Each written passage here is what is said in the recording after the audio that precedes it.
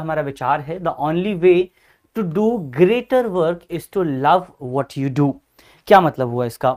इसका मतलब यह है कि अगर आप कुछ महान काम करना चाहते हैं, अगर आप कुछ बड़े काम करना चाहते हैं, तो इंपॉर्टेंट यह है कि आप वो काम करिए जो काम आपको पसंद हो, जिस काम में आपका मन लगता हो।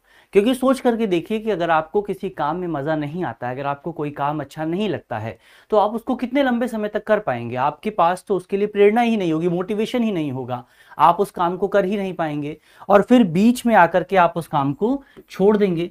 और जब आप बीच में किसी काम को आकर के छोड़ देते हैं तो जाहिर तौर पर आप उस काम में महान नहीं बन सकते, क्योंकि आप किसी काम में महान तभी बन सकते हैं, किसी काम में बहुत बेहतर तभी हो सकते हैं जब आप उस काम को कॉन्टिन्यूसली लंबे समय तक करते रहते हैं। लेकिन अगर कोई काम आपको पसंद ही नहीं है तो उस काम को लंबे समय तक आप कैसे करेंगे?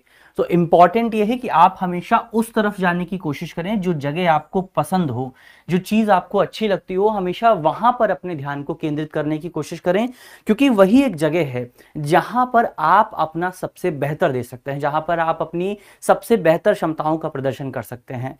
तो जहां पर आपका मन लगता है उस जगह को बेसिकली समझने की कोशिश कीजिए, उस जगह पर काम करने की कोशिश कीजिए।